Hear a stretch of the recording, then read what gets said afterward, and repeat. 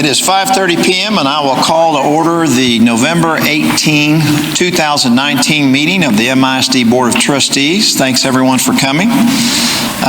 We will, as is our custom, we will begin with a moment of silence followed by the pledges to the U.S. flag and Texas flag. But before doing so, I'd like to introduce everyone to the student who will lead us in those pledges. Leading those pledges tonight is Lee High School sophomore, Ileana Perez. Ileana is a cadet in the Lee High School Air Force Junior ROTC. Ileana has received the Outstanding Cadet Award as a sophomore. She spends her free time babysitting when she is not volunteering at multiple events with the Junior ROTC. She is most excited to be working on obtaining her driver's license, which she should get this fall. In addition to the Junior ROTC, Cadet Perez is taking geometry, English 2, world history and biology, as well as livestock production and culinary arts. She has maintained a 3.0 grade point average on the 4.0 scale. Her geometry teacher, Mrs. Webb, tells us, quote, Ileana is the first one to step up and help others. She is a joy to have in class and has a bright future coming her way. Ileana plans on attending West Point after she graduates from high school and is interested in a career in the military. First, though, if we could do if you'll join me in a moment of silence.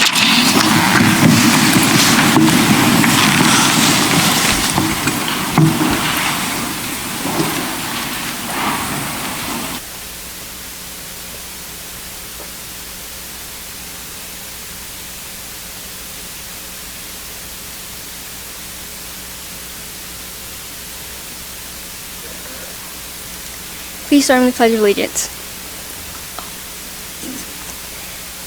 I pledge allegiance to the flag of the United States of America and to the republic for which it stands, one nation, under God, indivisible, with liberty and justice for all. Now for the Texas Pledge. Honor the Texas flag. I pledge allegiance to thee, Texas, one state, under God, one and indivisible.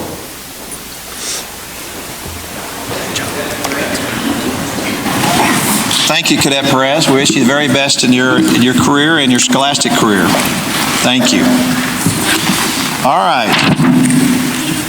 Turning to agenda item number 2, presentations, recognitions, awards, and announcements. 2A, National Merit Semifinalists and Commended Scholars. Mr. Horner, welcome.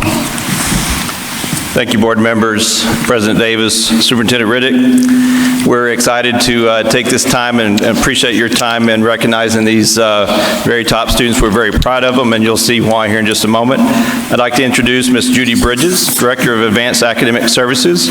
That is, she's going to describe some of the awards that you're going to see coming before you. Ms. Bridges. Good evening. Thank you very much for this privilege of introducing these wonderful young people. Tonight we will be recognizing the AP Scholars with Honors, AP Scholars, National Merit Semifinalists and Commended Scholars, the National Hispanic Recognition Program Scholars, and the Congress of Future Medical Leaders of America. Ms. Bridges, if you would please speak up just a little bit so everyone can hear clearly. Maybe it's just me, but... No, I think it's me. AP Scholars are awarded based on the scores the students receive on their AP exams. And every year that target moves just a little bit. The scores are from 1 to 5, and that's based on where they are basically on a bell curve, with 5 being the least number of students. In Midland ISD, we had 40 AP Scholars for 2018-19. These students received scores of 3 or higher on 3 or more AP exams. The next group is AP Scholars with Honors. We had 6. That includes the students who already graduated. These awards are during the summer. They receive an average score of 3.25. and they have scores of 3 or higher on 4 exams. The next group is AP Scholars with Distinction, And these students receive an average score of 3.5 on their AP exams, and they have a score of 3 or higher on 5 or more exams. And last year, during the summer, we had one national AP scholar. This student received an average score of at least 4 on all the AP exams and scores of 4 or higher on 6 or more exams. We are recognizing students this evening who are returning, and we're hoping that they too will give us more scores in the spring. So we'll be recognizing 9 AP scholars and 4 AP scholars with honors. The other students graduated. We will also be recognizing a student who is a National Merit semifinalist, and these are based on their PSAT score their junior year. And these students will then compete, the National Merit Scholars will compete for the semifinalist, and we'll know that the students' rank on that in the spring, in February. On the overhead, we show you the progress that the students make, or on the screen, for the class of 2020, which is our current seniors. We found out about their commended position in the spring, and then we found out about the semifinalist this fall. The finalist will be in February, and then whether or not they receive a scholar award will be in May. And it's interesting because only 16,000 students make it to the semifinalist in the United States, and 15,000 make it to finalist. So these students are very extraordinary in their achievement.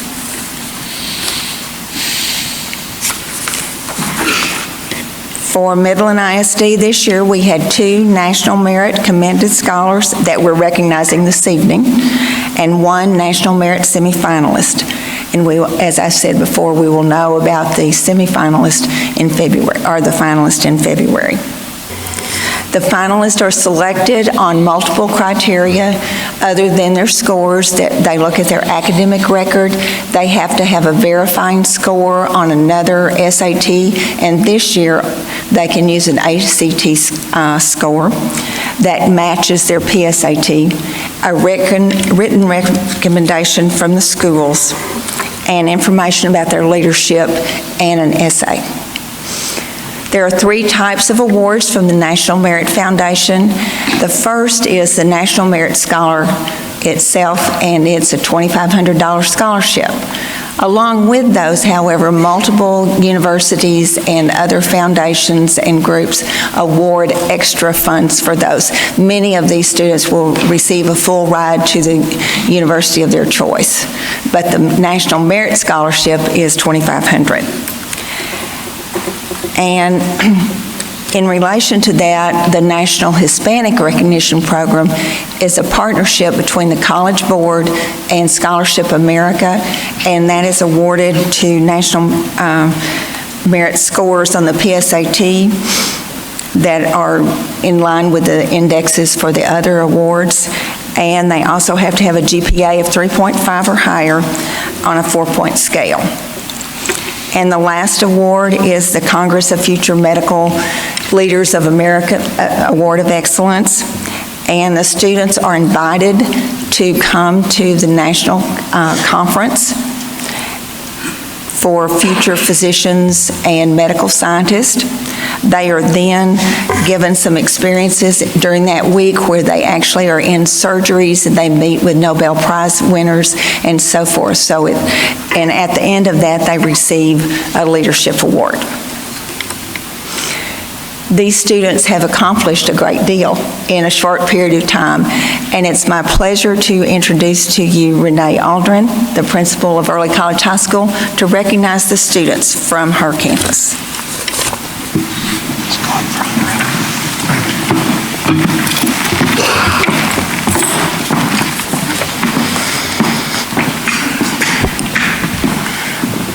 Good evening, President Davis, board members, Superintendent Riddick. I want to thank you for giving us this opportunity to recognize and celebrate each of these students tonight.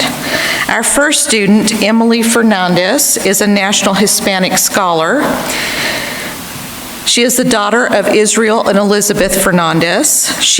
Her activities are National Honor Society, class officer, Senior Girls Club. She's a senior ambassador and a Brazilian Jiu-Jitsu competitor. Her awards include A Honor Roll, and she may attend University of Texas at Austin to major in physical therapy. She plans to work in the field of physical therapy. Emily Fernandez.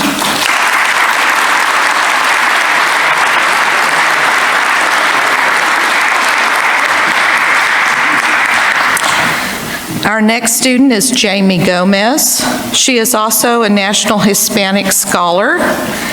She is the daughter of Deborah Sanchez. Her activities include, during the last 4 years, she's been involved in the Spanish Club, National Honor Society. She's a member of Phi Theta Kappa, Senior Girls Club, the Science Club, and has been class president for 2 consecutive years. She is also an early college ambassador. Her awards include A Honor Roll, first place at Rice University's STEM competition. She is on the Midland College President's List, is a Quest Bridge Scholar, and currently holds the first rank in her graduating class. Jamie may attend Rice University of Texas at Austin or Texas A&M to study either engineering or neuroscience. She plans to work in the field of engineering or conduct and publish research in the field of neuroscience. Jamie Gomez.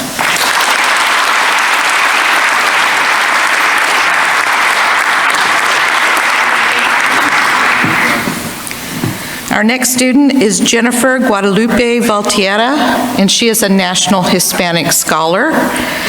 She is the daughter of Tito and Maria Valtierra. Her activities include Spanish Club. She's currently the president of Science Club.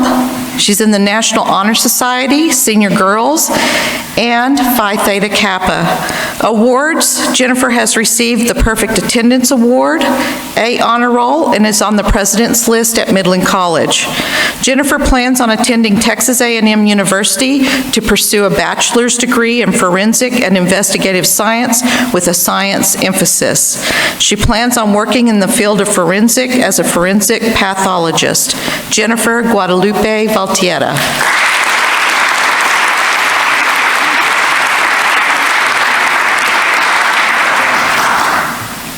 Our last student is Enrique Mangan.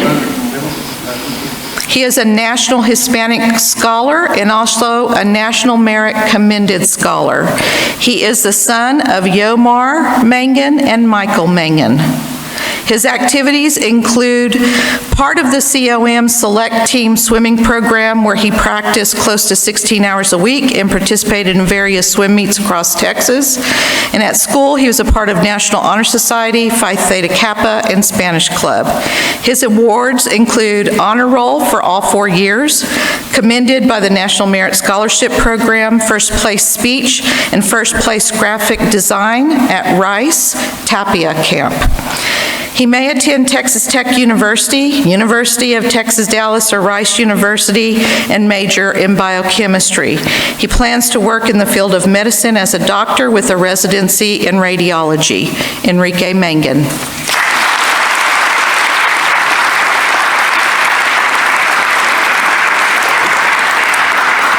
I will now turn it over to Lee High School Principal Stan Van Hooser.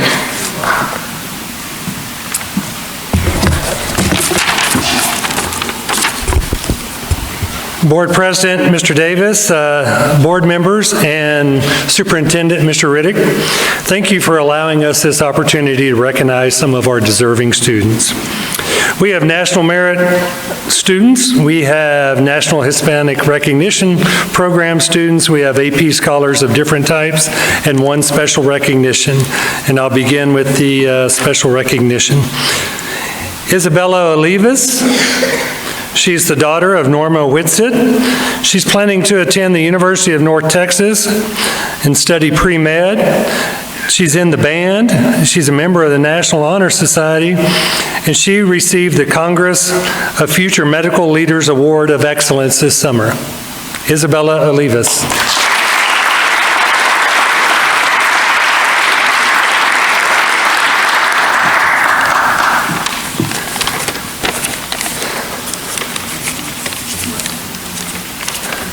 Next is Jesus Navarrete.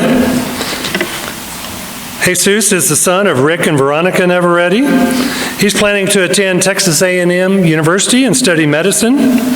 He's a member of yearbook, swimming, chess club.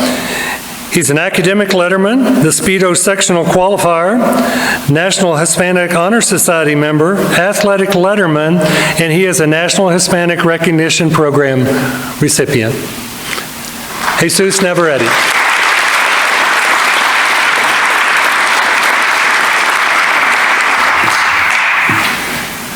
Next up is Colton Meeks. Colton is the son of Stacy and Kathy Meeks. He plans to attend Texas Tech University and study biology. He's in NHS, Key Club, football, powerlifting. His awards are the American Legion Award, academic letter for 3 years, and Colton is an AP scholar. Colton Meeks.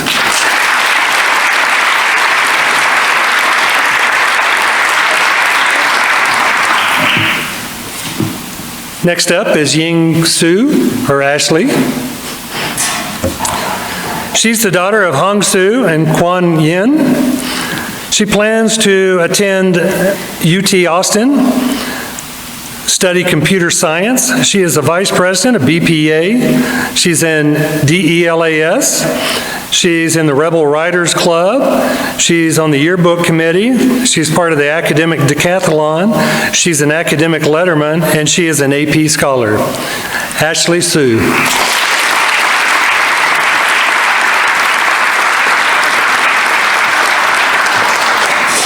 Next up is Zach Heller. Zach is the son of Thomas and Terry Heller. He plans to attend Texas A&M University and major in computer science. Zach is in football, track, NHS, powerlifting. He's an Eagle Scout. He's a captain of the football team, recipient of the Daughters of American Revolution Award. He's an academic letterman, and Zach is an AP scholar with honors. Zach Heller.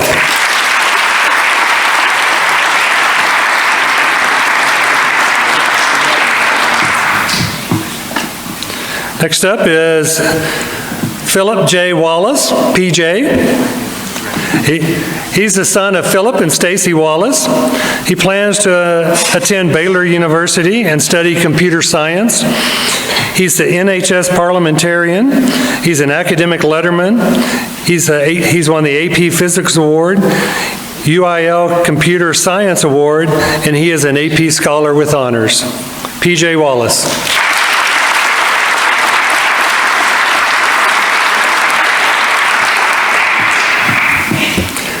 Next up is Francisco Maldonado.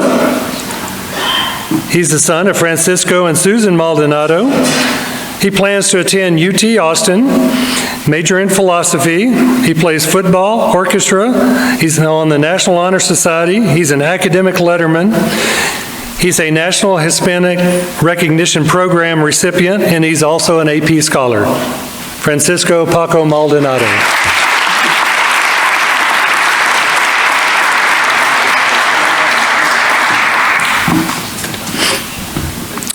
Next up is Hayden Ham.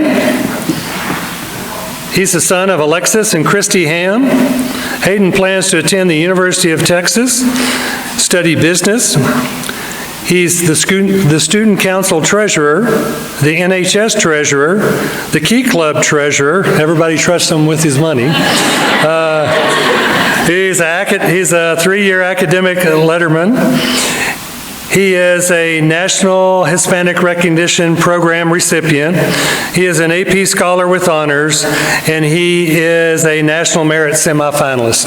Hayden Ham.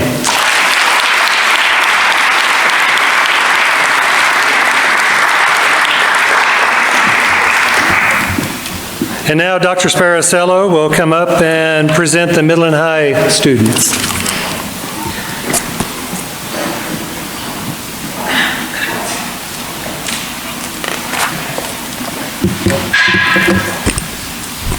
Good evening, Mr. Riddick, Board President, board members, and Superintendent Riddick. I'm very proud and honored to present the students from Midland High who are honoring tonight. Our first AP Scholar is Mr. Nathan Bowles. Nathan is the son of Diane and John Bowles. He's a 3-year academic letterman, all-district team tennis #2 singles, all-district tennis #2 in doubles. He's a 4-year varsity tennis player, tennis team co-captain, and he's a part of the robotics team. He's volunteered at the Vacation Bible School at First Pres, delivered Meals on Wheels for the First Presbyterian Church, and he is currently working at Chick-fil-A. His plans are to attend Texas Tech University and major in media industries. Mr. Nathan Bowles.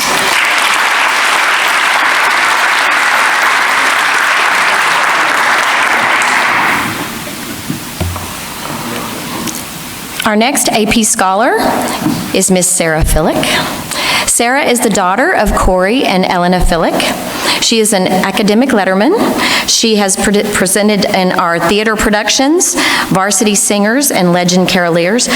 She's a community service person with the theater production board, and she plans to go for an acting certification. Miss Sarah Fillick.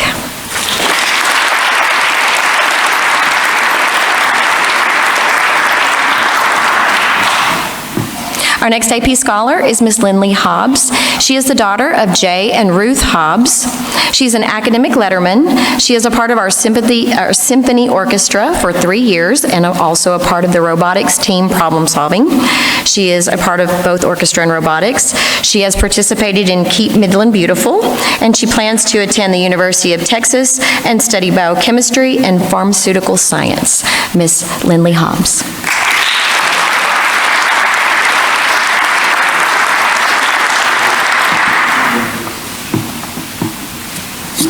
Our next AP Scholar is Miss Shaquila Sarapau. She is the daughter of Brenda and Greg Sarapau. She is a National Honor Society Vice President, Spanish Honor Society Treasurer, a member of the Daughters of the American Revolution recipient. She has been a 2-year color guard captain, tennis captain, and robotics team captain. She participates in tennis, color guard, robotics, and the academic decathlon. She's volunteered at Midland Memorial Hospital, the library, and church, and works at the Cracker Barrel. She plans to study medicine, but she's not sure at what university yet. So Ms. Shaquila Sarapau.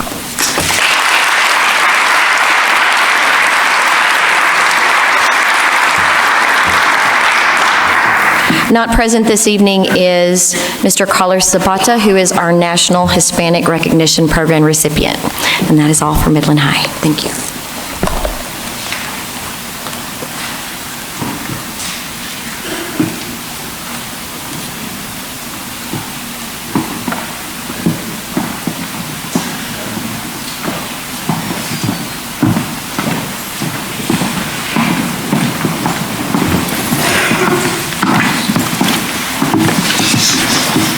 All right, congratulations, students. Thank you for all your hard work. We wish you the best of luck in your future, and thank you family members who played a part in this success, and teachers, counselors, and all those that helped. Thank you all very much. We're very proud of each and every one of you.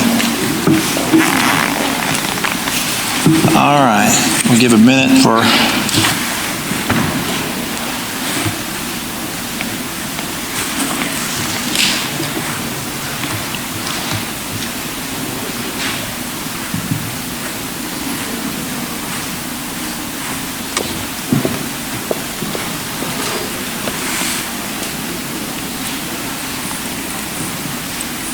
All right, next agenda item is 2B, SM Energy Presentation. Ms. Gammerfelder, welcome to the microphone. Thank you so much. Good evening, President Davis, board members, Superintendent Riddick. It's my honor to be here tonight. Thank you for the opportunity to let me present SM Energy. They have made a very generous donation to Midland ISD. Joining me at the podium, Mr. Bryce Owen, Newt Newton, and Sabrina Smith, all from SM Energy. Our check this evening is for $54,000. $4,000 of that is for the Petroleum Academy. $50,000 of that is for our robotics program. These are going to benefit all 4 robotics programs at the junior highs: Young Women Leadership Academy, Lee High School, and Midland High School. We're so grateful for their donation, and Mr. Newton wants to say a few words. I would just like to say thank you for the opportunity to present this award this evening. One of our values as a company is to give back to the communities where we live, work, and operate. And for the last 6 years, we've made a donation totaling over $310,000 to MISD Education Foundation. We've also given approximately $1 million to the Permian Basin throughout the region, and we're a big sponsor of STEM education. So I want to thank you for the opportunity to make this presentation tonight, and look forward to the benefits that the children and the students will receive from this. Thank you very much. Thank you very much. Thank you, SM Energy.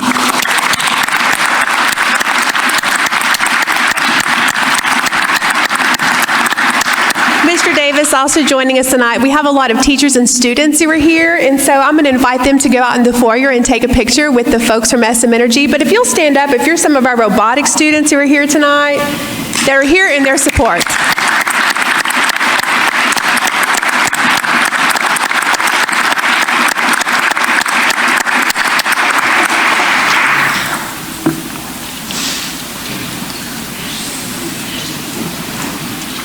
Thank you, students. I got good attendance.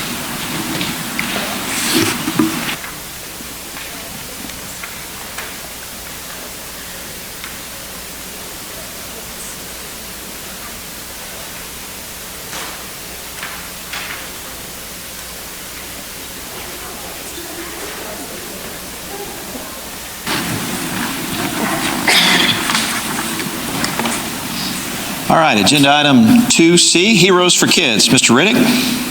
Trustee Davis, want to recognize this as a new award that we have now in the district called Heroes for Kids.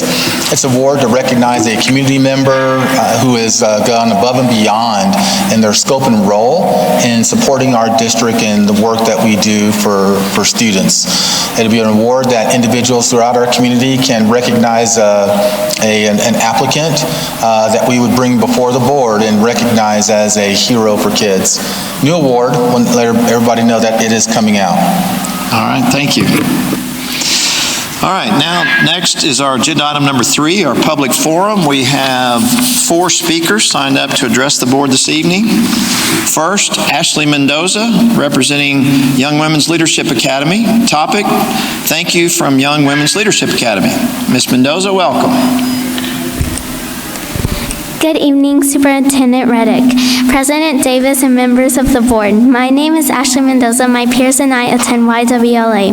Tonight, we are here to accept a robotics donation from SM Energy, but we are also here to say thank you. Thank you, Board of Trustees and Midland ISD, for partnering with the Young Women's Preparatory Network to open YWLA of Midland. YWLA has now been open for 15 weeks. During this time, we have already gotten to participate in so many exciting events. We also have received so much community support. We are so thankful. It is our goal at YWLA to make sure we are ready for college, give back to the community, and stay healthy and well. Thank you for believing in us and supporting us on this journey. You will not be disappointed. Thank you, Ms. Mendoza.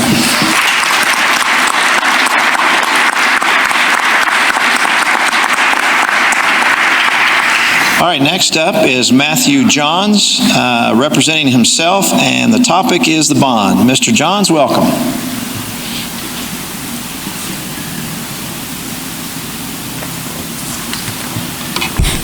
All right, good evening. My name is Matthew Johns, and I am a teacher of 13 years of experience at Midland Freshman High School.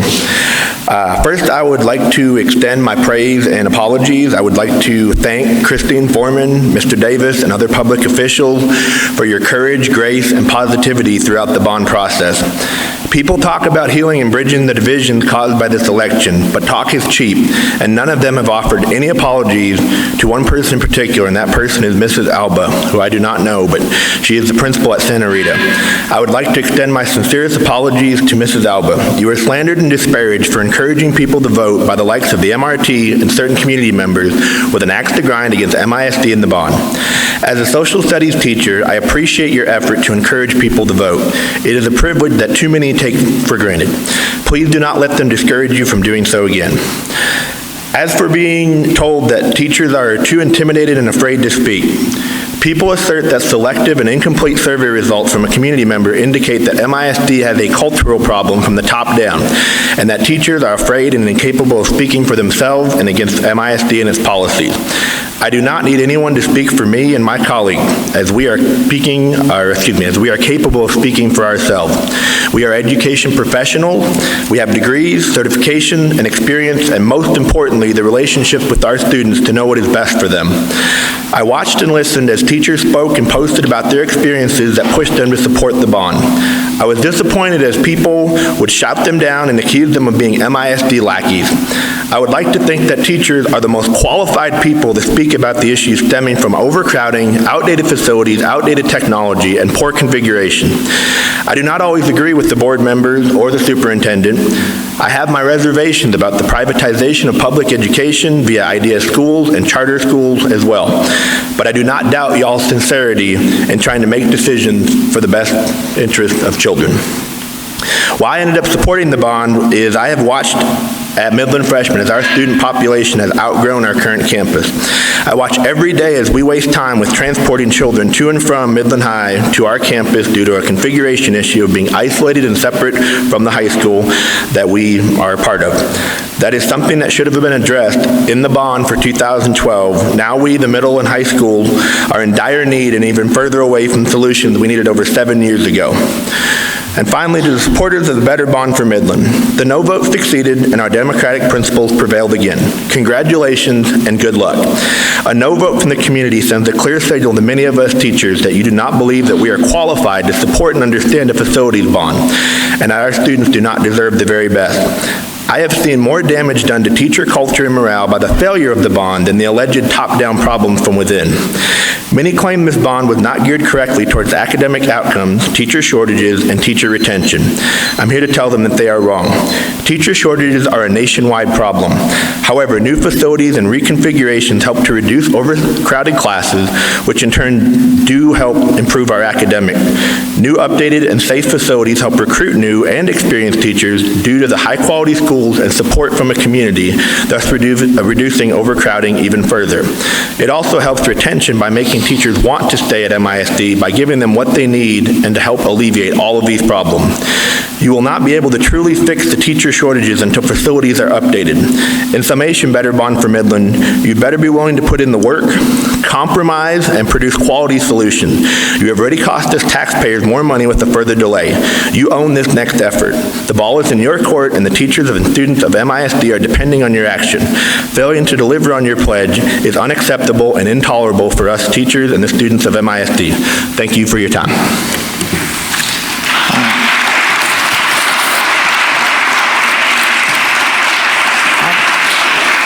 Thank you, Mr. Johns.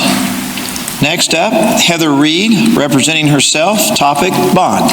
Ms. Reed, welcome.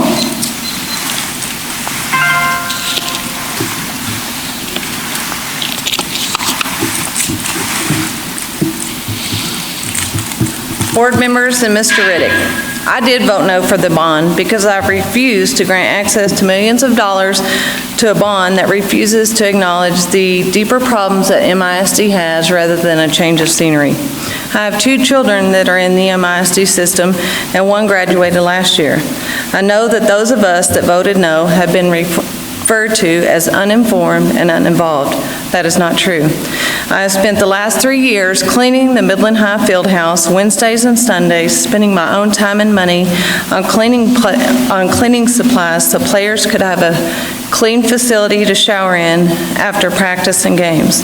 I have worked to raise money for these students-athletes. I have donated money to purchase a new ice machine at the stadium so that every athlete could benefit from its use. I drove students from Midland High last week to Abilene to complete an choir competition. I'm proud of my community.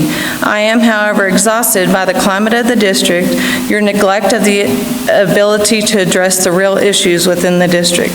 I know many teachers that have told me it isn't the facility they are sick of, it is the lack of support they receive from administration on down. We have tenured, dedicated teachers that have quit because they can get no backing from you and the administration. Discipline in the classroom is a problem. If you refuse to allow teachers and principals to discipline disruptive students, then the disruptive students will continue to run the class. Teachers' hands are tied. Students are sent to the office and nothing happens to them. They are merely sent back to the classroom and the chaos ensues. The students that want to learn are neglected in an effort to control the class. Discipline starts in the home. However, this is not true for all students. This does not relieve you of the responsibility to provide safety, structure, and discipline on each campus. The district needs clear, strict discipline guidelines and the follow-through of the consequences. For where there is no discipline, disruption breeds chaos. Wasteful spending is another problem. MISD spent nearly $15.7 million on real estate and turf in hopes that the bond would pass. As elected board members, you are given the task to take care of what MISD currently owns and operates. $15.7 million would go a long way to make major improvements in the schools, to hire staff to maintain the schools that our students currently occupy, and to take care of our current teachers. MISD has failed to provide this task. The last point I would like to make is the failure of the district to educate our students to a standard that is above and not below the TEA standard. New buildings will not better educate our students. The district will continue to fail until you hire certified, not long-term sub, teachers that are actually trained to teach students and take care of our current certified teachers. Give the students an education that builds their knowledge in the subject of English, math, science, and history, therefore preparing them to be successful in the future. Also, stop trying to charterize, privatize our failing schools with programs that are from for-profit organizations such as the Idea School, the Reach Network, and the Collective Impact. You must accept responsibility for the failure rate of our students, and let's get back to the basics. I can assure you this is not the location of the seat the student is in, and until these issues are resolved, I will continue to vote no. Thank you.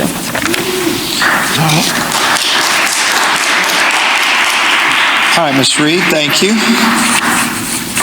Next, we have two joint speakers, Christine Foreman and Dave Joyner, representing We Choose Our Future. The topic is the recount. Ms. Foreman, Mr. Joyner, welcome. Thanks for having us. As I'm sure you're aware, We Choose Our Future is elected to file for a recount on the Midland ISD school bond election. It's standard practice to request for a recount for any election with so few ballots determining the outcome. In several states, this 25-vote difference, 0.1% of all votes cast, would have triggered an automatic recount. We owe it to the voters and our supporters to ensure an accurate vote count. We look forward to a transparent and open process. We understand that the recount may not change the outcome of the school bond election, and we are very aware that this is bigger than a school bond election. We are also aware that our students are still in need of safe, secure, and modern classrooms in which to learn. As such, we do not want to recount, or we don't want the recount to delay the work of pursuing MISD's next bond proposal. And we hope that the people who became engaged with the last bond proposal will work together to provide the necessary capacity for our students. Lastly, the recount is also important as we saw many changes in how votes are cast, counted, and reported in our community. It will serve to give confidence to everyone that voting results are accurate and reliable as we elect our next group of local, state, and national leaders next year. Thank you. Thank you. All right. Ms. Foreman, Mr. Joyner, thank you. All right, that concludes our public forum speakers. Now we'll turn to our consent agenda. Item 4A, board meeting minutes are on page 19 of the meeting packet. 4B, monthly financials, page 25. 4C, monthly expenditures, page 37. 4D, monthly investment report, page 57. 4E, personnel appointments, page 64. 4F, request for proposal number 19-17, property insurance, page 68. RFP number 19-03, photography services, page 73. 4H, RFP number 19-15, communication consulting services, page 76. 4I, contracts over $100,000, page 79. 4J, 2019-2020 targeted school improvement plans, page 100. 4K, 9th through 12th, English Language Arts Textbook Selection Committee, page 366. Board members, do any of those consent agenda items need to be pulled for any reason this evening? Hearing none, they will all be deemed approved by consent. Turning now to item 5, district reports. I will exercise discretion as the president and move up 5B, number 1, an academic update, and call upon the TEI Deputy Commissioner, Jeff Cottrell. Deputy Commissioner Cottrell, welcome to MISD. Or is it Cottrell? I'm sorry. Cottrell. My apologies. No apologies, we are fine. I've been called a lot worse in my life. Me too, me too. Good evening, Board President Davis, Superintendent Riddick, members of the governing team. I appreciate you and your service here in Midland ISD, and just want to express my gratitude to having the first opportunity to come to Midland.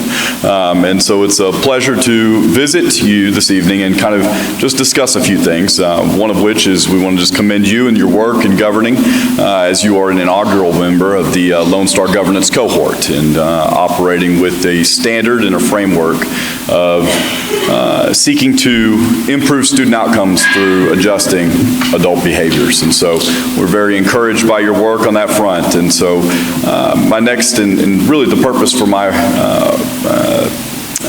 attendance tonight and visiting with you is to share some information regarding a recent letter that you received from the Texas Education Agency.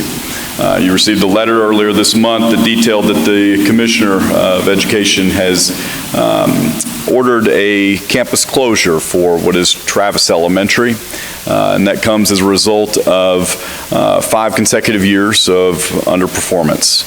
And so what I can say, encouraged because you are one of the only school districts of the others that find themselves in this position, to have proactively taken steps to put into place a plan, one that was communicated to us over the last months, but informally communicated to us on October 15th, that you had been coordinating and planning different opportunities for Travis in the subsequent school year.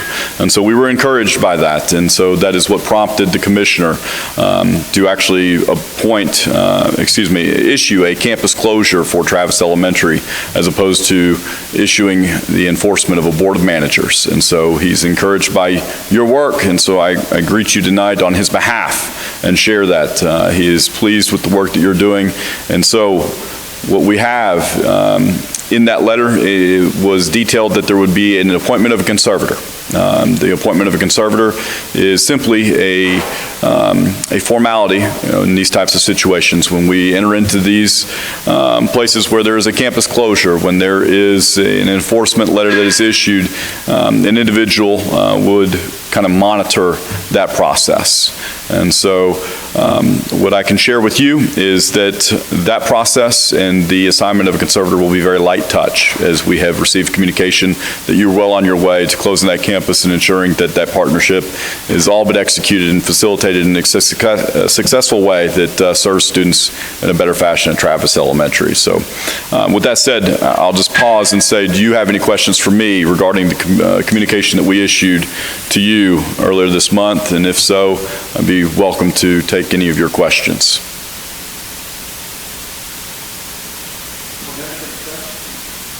Board members, any questions? Thank you for coming to Midland. Thank you for your kind words, and we look forward to working with you on this transition. Appreciate you very much. Appreciate your service, and as you know, I'm available as needed. Thank you. Thank you very much. Thank you. All right, continuing with 5B, we'll go ahead and cover 5B number 2, the Relay Get Better Faster Campus Update. Who is presenting?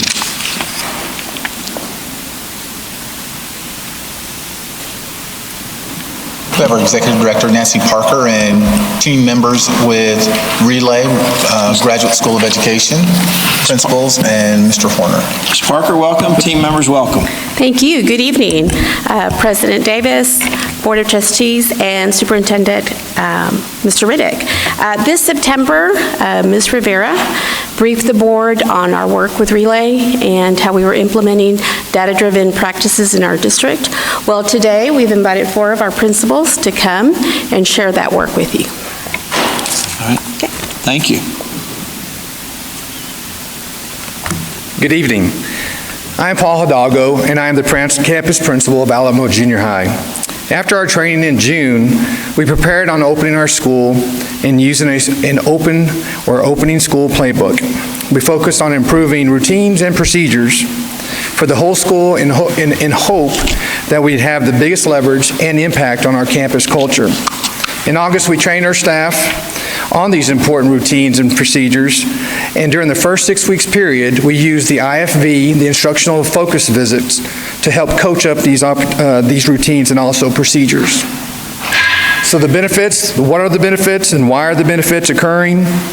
We wanted to front load the explanations and also the essential routines and procedures so that we'd have a more effective rollout, especially for our first-year teachers, our new teachers to the campus, and also as a good review for our current veteran teachers on campus. These routines and procedures also create and support a learning environment and also learning outcomes to ensure that rigor is in place in our classrooms as well. The what and how does it occur? It occurs through planning, practicing, monitoring, and repeating. I say repeating is when we have to have a reset or an opportunity to polish up those routines and procedures as well. First, on the intentional planning and also the explanation, we talk about what it looks like and what it sounds like for both the teachers and also our students. As far as action steps when it comes to these procedures and also routines, we want to make sure that we recognize the kids who do it well and also be able to address those kids who need to be redirected. It can happen as simple as do it again please, or also narrate the positive. On the next slide, we focused on our Strong Start routines. These are short directives, action steps that are very specific. We call this economy of language. Take, for instance, several of these. Come into the cafeteria. We expect our kids to sit down, eat their food, and also clean up after themselves. We also have the ability to walk up to the student and also compliment them, narrate the positive, or give them a simple directive, hey, please pick up after yourself. Another good example would be transitioning in our hallways. We need to stay to the right. We need to continue to move. There's no running. And once again, we can address those students who follow it correctly and also those who need to be redirected. Another good example would be how our students enter the classroom. We want to greet our students. We want to have their materials ready for them, and we want to have a do now or a warm up or a bell ringer in place. Bottom line, with our routines and procedures under Relay, we have to understand the concept that management comes before rigor. We need to have a well-run school and also a campus for effective routines and procedures. If not, rigor will not occur. Thank you. Any questions? Thank you.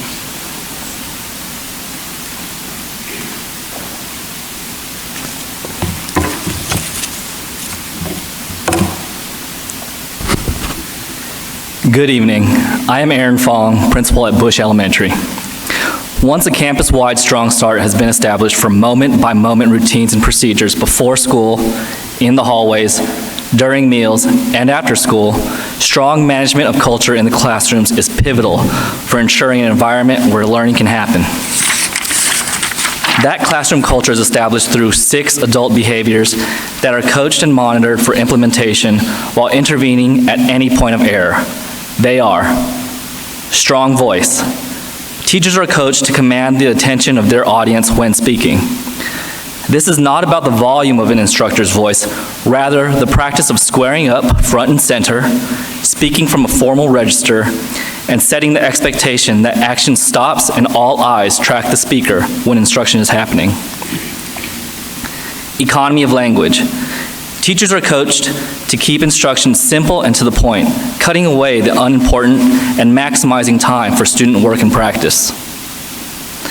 Revising routines. Teachers are coached to revise an inefficient routine as soon as possible. Instructional time must be held sacred, and bad habits can't be allowed to continue. Teacher radar. Teachers are coached to find hot spots within the classroom and perch where visibility allows for good monitoring. One of the best ways to deter off-task behavior is to be seen seeing. Whole class reset. Teachers are coached not to accept a poorly executed routine. If something is done at below 100%, we do it again and revisit expectations. And finally, teachers are coached to narrate the positive whenever possible. Drawing student attention to exemplary behavior of their peers reinforces our efforts by leveraging the students themselves. We are using a scope and sequence guide to help prioritize teacher skill development for new and struggling teachers with specific look-fors. This, along with on-the-fly coaching, allows us to ensure implementation. At Bush, we have developed a system of hand signals to cue our teachers at the point of error, some of which are track me, do it again, and narrate the positive. We believe that coaching these behaviors is allowing us to maintain classrooms where learning can happen. Are there any questions?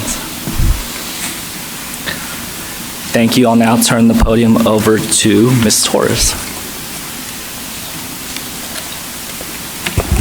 Good evening. I'm Shannon Torres, Principal of Midland Freshman. I'm going to talk to you about observation feedback and the role principals play as coaches. My husband's a basketball coach, and I think he, like many other coaches, exemplify exactly what observation and feedback should look like. Whether he's on the court or he's in a game, he is constantly giving feedback to develop his players. What he never does is watch a game or practice and then email his players a few days later to give them pointers, which is something some educators are guilty of. Not me, of course. We really want to bring true coaching to our teachers. The key to giving effective feedback is to go granular. We want to be able to give bite-sized action steps using the scope and sequence to teachers to implement immediately. When doing so, we need to keep the following in mind. First, we want to make sure it's the highest leverage. Will this action step help the teacher develop most quickly and effectively? The second thing we want to make sure is that it's measurable. Are we telling them the how and what of the action step? The third thing is to make sure it's bite-sized. Once again, if a teacher cannot implement the step within a week, the action step is too big. This year, with the help of Relay, we're implementing classroom feedbacks and observation feedback meetings to help develop teachers. Classroom feedbacks can come in 3 different forms and provides immediate feedback to develop our teachers, much like the feedback a coach gives his players on the sideline.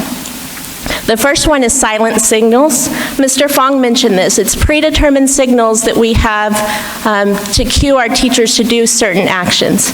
The next one is the whisper method. We might pull a teacher aside when kids are working individually or in groups to give them pointers. And the third one is real-time feedback. That's when admin or instructional leaders might ask permission from the teacher to model something in a classroom. We are also holding observation and feedback meetings. During these meetings, we are able to identify the gap, plan, model, and practice with our teachers. Coaches are able to narrow the focus and give targeted action steps using the scope and sequence. The goal is to provide teachers with more frequent feedback. All of this requires us to create a culture of learning and trust between teacher and leader, just like the relationship between coach and player. Any questions? Thank you.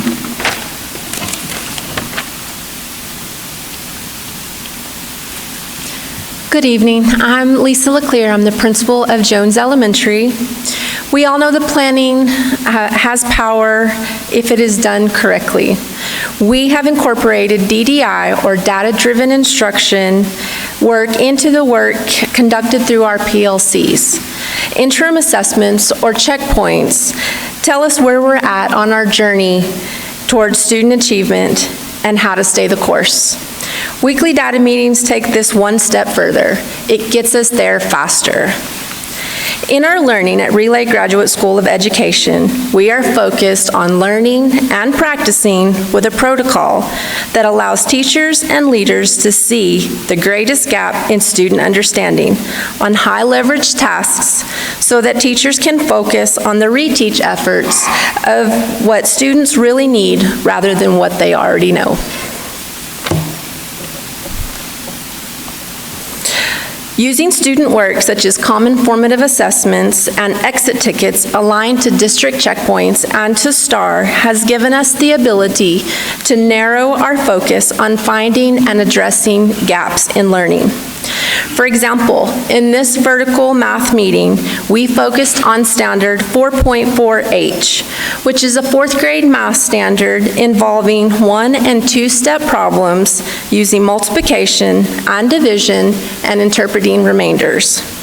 Using our weekly data meeting script and student work on 4.4H, we were able to identify that not all scholars recognized the 2-step problem and stopped after the first step. We also found a common pattern in computation errors that could be addressed in a small group reteach.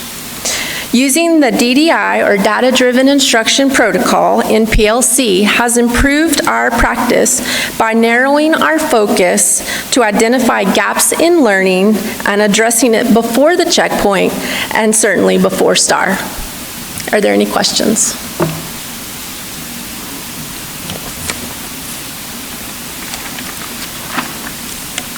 Board members, these 4 principals represent a third of the schools that we have going through the relay process. And in under 10 minutes, we try to describe about 6 months worth of work. So, the work is very intensive, and you heard a lot of terminology that we as educators are actually teaching, relearning ourselves because it's very specific to things like DDI, data-driven instruction. We believe we understand what it means, but then seeing it and watching it being practiced and practicing it with coaches is different. So each one of these steps, whole school routines, classroom routines under management, and then rigor under data-driven instruction and breaking down, planning for the gap, planning for the gaps in learning between where kids are and where the teachers are teaching at the regular standard. Each one of those steps is being coached. So these folks are coaching the teachers that are doing the work. We are actually coaching the principals, and even as executive directors that are coaching, we have coaches at the relay level that are guiding us through the process. So it's a tremendous amount of work. It's a graduate school of education for a reason, and we all can feel that, but we're very excited. The next couple of slides, I just want to share with you the teacher's perspective. So we added in a couple of teachers. April Gerardo talks about using DDI to plan, using data-driven instruction to plan for the gap. And modeling this, being coached by it, she was able to see that planning for reteach, we're able to make a huge difference with her students. Right next to that, Reagan Hughes, a third grade teacher at Lamar, talks about the new data process. And when she says that, she's talking about the process that Ms. LeClaire went through, but really identifying that student gap, misconceptions, and then teaching to close that gap. The next 2 slides, I would like to jump to Mr. Nopolis' slide from Alamo. He's an instructional coach. He's actually being coached as well and coaching teachers. The point here, he's really seen it make a difference with professional learning communities in understanding and giving them a new focus on what to plan for. And finally, Mr. Van Hooser left us with a comment. They've been really focused. They focus really intently on a simple routine. You would think these routines may not apply to high school, but they do. We call it the first 5. So that first 5 minutes that you walk into the classroom sets the tone for everything you do for the next 50 minutes. And they've seen a huge improvement just in both management and rigor based on that work, just with a focus on the first 5 minutes. So again, each one of these is being coached, and we're being coached behind the scenes as well, very, very intently. I'd like to open up to any questions that you may have.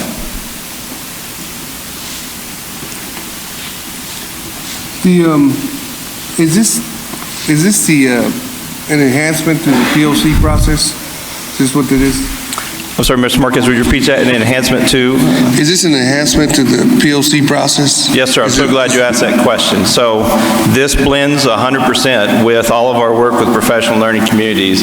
We had great structures, and I can say from a secondary standpoint, we had really built in great structures and procedures with the professional learning communities and time built into the day to do this planning. So now this work really gives us better, puts us better in touch to the right work. You heard many of the principals say the most leverageable action. That's because we are paying very close attention to what is it we can spend the most time on that gives us the biggest bang for the buck, the most leverageable action. So it's 100% in line with professional learning communities. Thank you.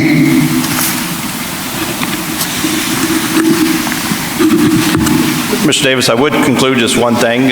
You've heard this at other presentations, but just to remind you, this was brought to us, the relay work was brought to us through a grant through the Texas Education Agency because of the need in our community. So both us and Ector County are going through this process. So we're excited to do it, and it is provided by grant funds. So. Mr. Cottrell, thank you. Please give our thanks to the Texas Education Agency. Mr. Horner, thank you. Principals, thank you. We're very excited about this project and its potential for our district. Thank you all for all the training you've done, all the coaching you're doing. Thank you. Thank you. All right, we'll turn back to our regular sequenced item. 5A, Board Goals, Goal Progress Measure 2.1, 2.2, and 2.3. Ms. Martinez, welcome. Good evening, Board President Rick Davis, school board members, and Superintendent Riddick. I'm here to report out on its Student Outcome Goal 2, which measures the percent of students that are in grades 3 through 8 who meet the passing standard at either approaches, meets, or master's level performance on both the reading and the math state assessment, STAR. This year, our target is 75%, meaning 75% of our students in grades 3 through 8 are expected to meet the standard at either the approaches, the meets, or the master's level performance on both of the state assessments when we give those at the end of the school year. This evening, I am going to report out on the 3 goal progress measures that are set and put in place to help us track the progress during the school year towards meeting Board Goal 2. Prior to going into the next slide, I do want to say that the data that I will review this evening is reflected of where we were in September or at the beginning of the year, utilizing the indicators that we collect through Imagine Math and iStation, which is what we're using to measure our progress during the school year to ensure that we're able to meet Board Goal 2. So for the first one, which is up here on the slide, is Goal Progress Measure 2.1. Here we specifically look at the percent of students that are on track to pass the standard on both the reading and the math, again using Imagine Math and iStation. So when we look at this, we're looking for an increase. When we set the baseline in 2015-2016, we were at 52%. So we're looking to hit 75% by the end of the school year. So as you can see here, our initial data that we collected at the beginning of the school year in September showed that in grades 3 through 8, 27% of our students had met that passing standard on not just one of the assessments, but on both measures collected through iStation and Imagine Math. Again, at the end of the year, our target is to hit that 75%. Do you have any questions on that? Is it correct to say that we used the iStation and Imagine Math benchmarks last September in 2018? That is correct. And so according to this, using the same benchmarks, we're at a starting point, and I realize it was at the start of the school year this year, but it was at the start of the school last year, that we're 4 percentage points behind starting this year than where we were last year using the same benchmarks, correct? That is correct. And so one of the things that our team has already done is really broken that down by campus and determining a root cause. And so we've gone back right after September, and we have met with our principals who showed that they were significantly below where they needed to be. There were some factors that we found that were really, like, for example, we know that kids lose about 2 levels over the summer. So we did find some regressions in some of the kiddos who we looked at the beginning of the year. So that meant we needed to sit down and look at those individual kids and determine what action plans were in place in terms of interventions or enrichments. The really neat thing about these programs is that they're very skill-based, and they give us rich information regarding where each student is, and then they provide resources for our teachers to be able to begin pulling those small groups. So I'll give you an example. So like for Imagine Math, at the beginning of the year, we had 31 campuses who had this assessment, and 7 of the campuses were showing on Imagine Math to be meeting the target that we had set for them in September. In November, we have 18 campuses now who have, so they're working to close those gaps. So we have 18 campuses now who are meeting that target range. We still have 13 who have not. So then right now our plan is, are we closing the gap? And what are those action steps that are needed to help those principals and those teachers close those gaps? Does that answer your question? Well, I appreciate it. And I appreciate it's a start of your report, but it's disappointing and unacceptable that at the start of the year, using the same benchmark, that we're behind where we were starting last year.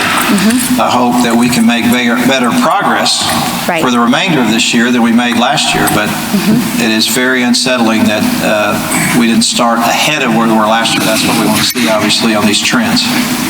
Right, and again, those are discussions that we also had. And so then being very aggressive in terms of support and what we're doing to narrow in the gaps. We found a multiple variety of gaps that we have. For example, some of them were something as simple as, you know, maybe our technology was not set up and ready to go on a consistent basis, and so then we were in contact with our technology department, getting them out to those campuses right away, making sure that kids had access to computers and that the internet was working appropriately. So we've worked closely with our technology department to get that done. Others were, you know, maybe having long-term substitutes who needed additional support to make sure that we came in and supported them in the implementation of these 2 programs. And then others were helping principals refine their processes. You know, how is it that you're supporting and communicating to your teachers, you know, how they're going to best support their students with the implementation of these 2 programs. Okay. Those items that you just cited there, are those common challenges that recur? The challenges that I stated really vary by campus. I mean, it really depends. So I know, for example, we had one elementary school who they were having some some issues with kicking off the program due to some technology, access to internet and things like that. So I know that Mr. Hawley was immediately working with those campuses in that ED to close that gap. And so just looking at where they are now in terms of where they were at the beginning of the year, that's one of the campuses who's showing significant gains. Others were just, again, a matter of working with the principals to make sure that, we have some good plans in place to support, whether it's a long-term sub or a new teacher. We want to make sure that those individuals are successful and their students as well. So it varies campus by campus. Well, I appreciate your explanation, but I'm getting rather antsy about our progress. I'm just very concerned that we're simply treading water. And we don't disagree in terms of what we see as far as our percents at the beginning of the school year, but we are definitely working very hard with our principals to close that gap as soon as possible. Thank you.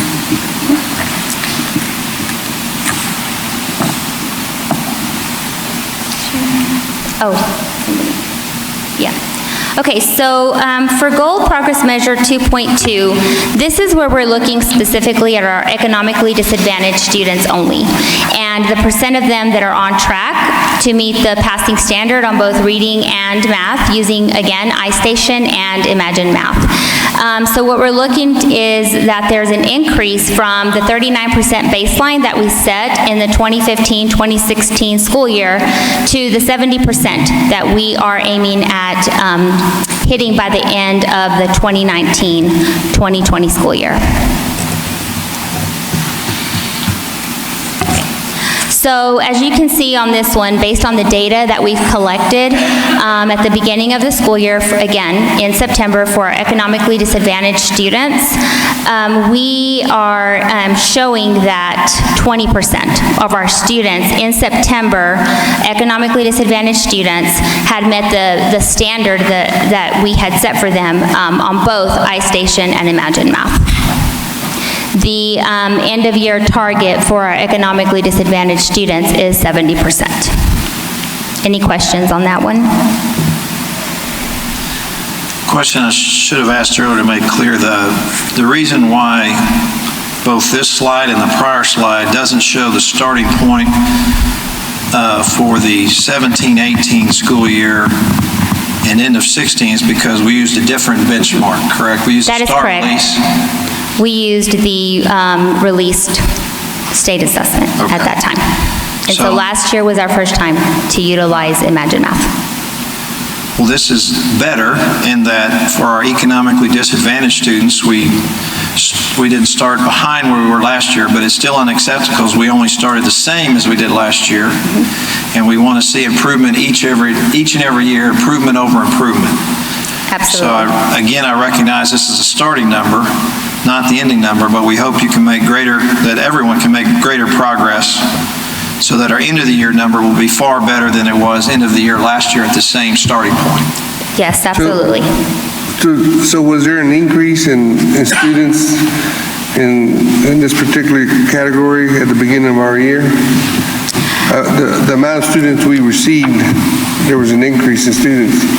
So if I understand, you're asking if our percent of economically disadvantaged, if it increased? Yes. That is a great question. We just received our final economically disadvantaged percents that were submitted, as part of our PEAMS process. So we are currently in the process of analyzing all of that information to determine what increases we had at what campuses. I can tell you right now that we've looked at it by campus, and there are going to be some changes. Some campuses have less percent of students this year as opposed to what they had last year. We had a couple that increased in their percent of economically disadvantaged students served at their schools. Thank you. Let's get to the good one. Yes, let's. Okay, so for goal progress measure 2.3, we're looking at the percent of students that are on track, and this is looking at the ones that are on track at the highest passing standard, which is master's level performance on both reading and math, and again, we use iStation and Imagine Math to measure that. So when we're looking at this data, we're looking to be at an increase from 6%, which was the baseline that we collected in 2015, 2016, to 15% by the end of the 2019-2020 school year. And again, I want to emphasize that this 15% is students who are meeting that high level on both the iStation and Imagine Math. So you will see here on, it'll reflect that the data we collected in September is indicating that we are 6%. That means 6% of our students demonstrated to be on track to meet the highest passing standard or master's level performance on both iStation and Imagine Math. Are there any questions on that one? This one we're very excited about. If I'm reading it correctly, you're already starting at the start of the school year above where you ended the school year last year. That is correct. Situated. That is Using the correct. same benchmark from year to year. Yes. All right, excellent. Thank you very much. Thank you. Are there any other questions? Okay, thank you.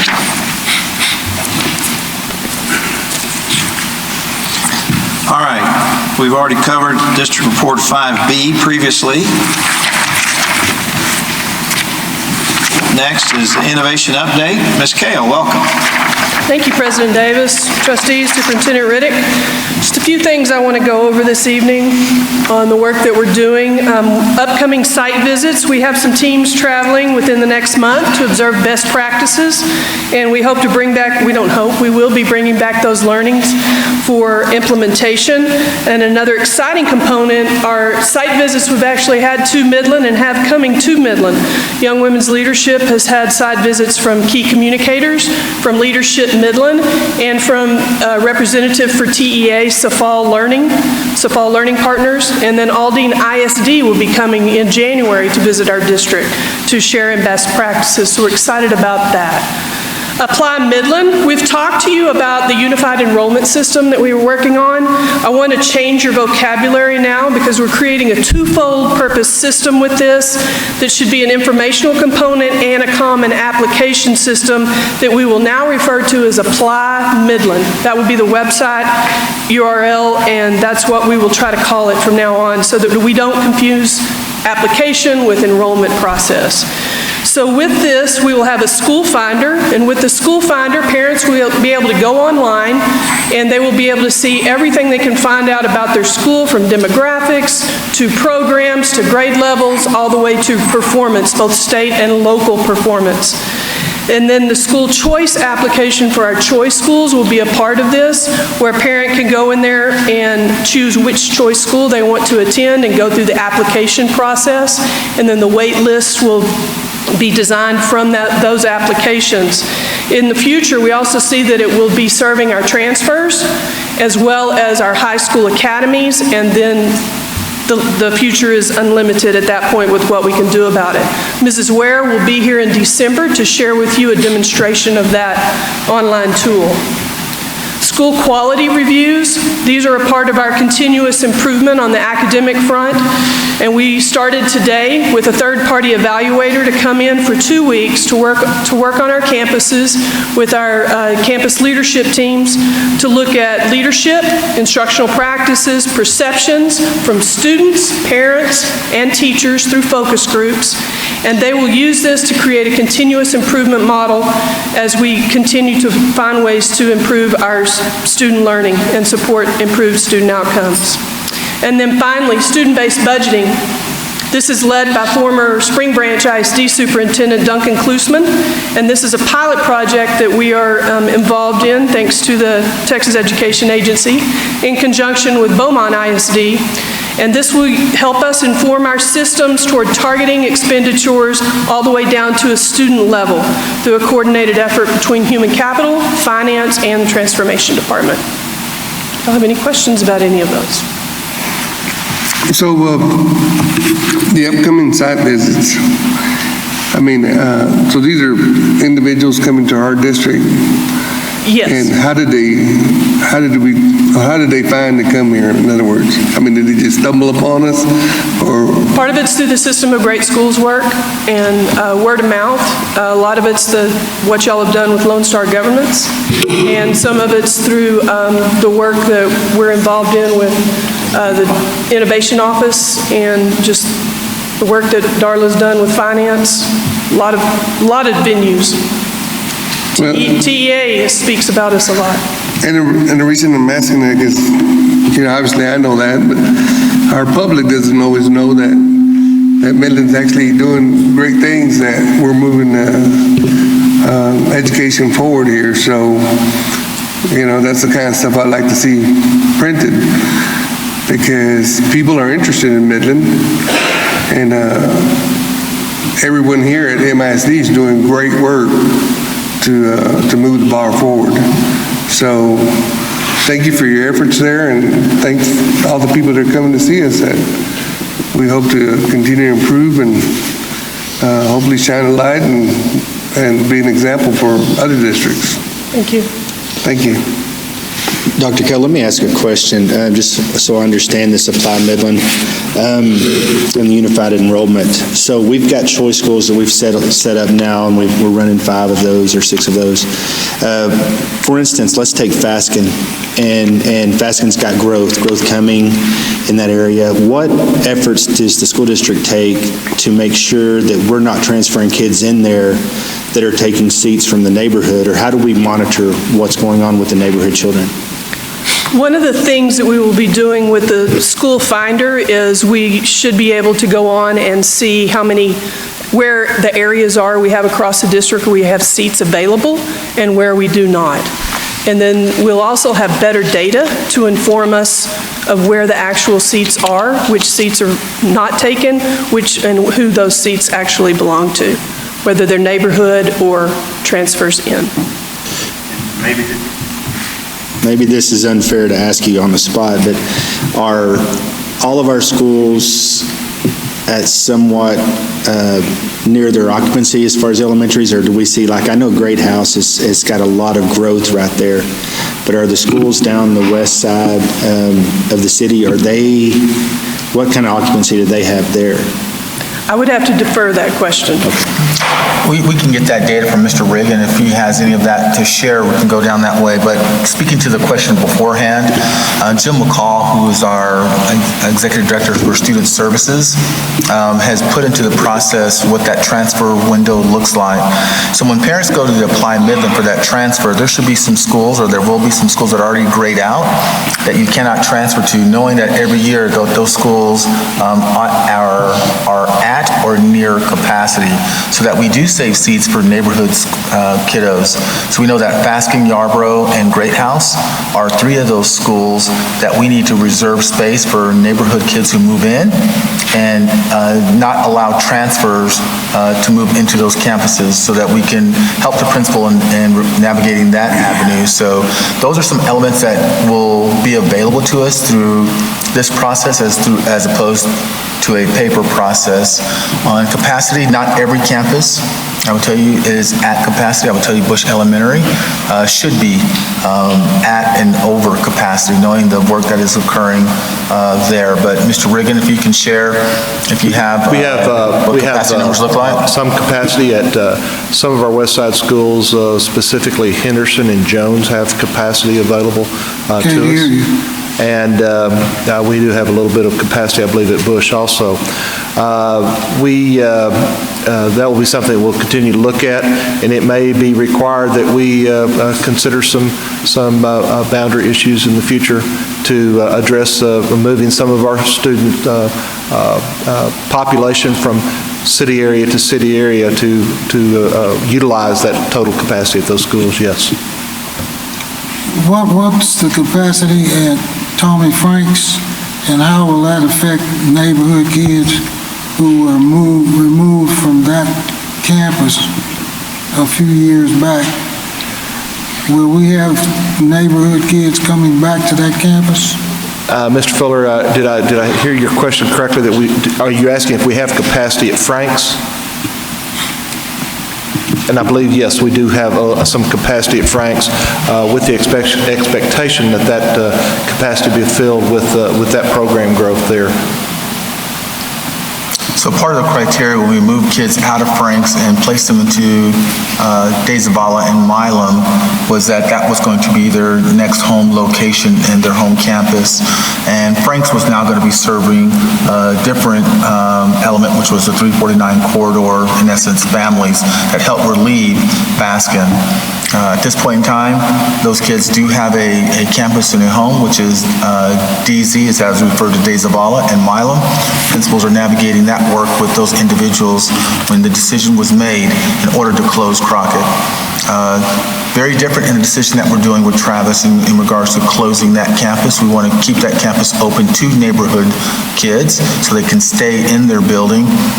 We've worked a year plus in regards to working with with a provider that could help us navigate a model, which is a model that they typically don't do, and partnering with us to keep Travis a neighborhood school and authorize the opportunity to navigate what that could look like. Travis sitting at capacity around 740 some odd students. So the neighborhood does believe in that school.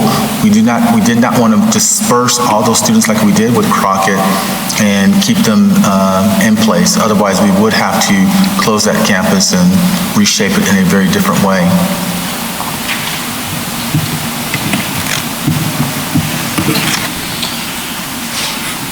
Ms. Kale, thank you for the update. Thanks for all, I know there's a lot of moving parts, all moving in the right direction, and we appreciate all your work and all those that are working with you to make that happen. All right, our last discussion, or our first discussion action item is 6A, Midland Central Appraisal District Board of Directors ballot. Information is page 395 of the meeting packet. Ms. Moss, welcome. Thank you. Mr. Davis, board members, Mr. Riddick. This is just a follow-up item from last month's board meeting where the board approved the nominations for our representatives for the Midland Central Appraisal District Board of Directors. We have allocated the 3,258 votes among the three representatives. They are Kelly Cook, Michael Kaufman, and Robert Comich. If the board does not have any questions for me, I recommend approval. Second. Motion by Mr. Trischetti, second by Mr. Kennedy. Any discussion? I'll read the therefore be it resolved line. It says, now therefore be it resolved, the Board of Trustees, having received its ballot and vote allocation of 3,258 votes from the Chief Appraiser, distributes its allocation to the following candidates: Kelly Cook, 1,086 votes, Michael Kaufman, 1,086 votes, and Robert Comich, if I'm probably butchering that name, 1,086 votes. All those in favor, please raise your right hand. It's unanimous. Thank you very much. All right, it is now 6:57 p.m. and we'll go into closed session in accordance with Government Code Sections 551.071 through .074, Section 551.076, 551.0821 through .084. Thank you very much for coming. All right, it is 8:27 PM. We are emerging from closed session to take up action item 8A, teacher contract abandonment. 1, good cause did not exist for resignation, and 2, complaint and request for sanction to TEA regarding M. Armendariz. I move that we sanction for TEA for M. Armendariz because she did not have good cause for resignation. Second. Motion by Mr. Kennedy, second by Mr. Bishop. All those in favor, please raise your right hand. It's unanimous. Thank you.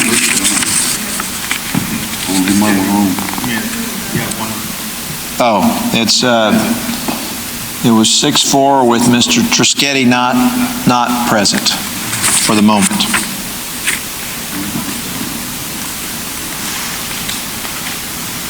Mr. Trischetti? Yes, sir. All right. Present. Would you like to vote on the Aye. No. On there you go. Yes. All right, so it's now 7-0.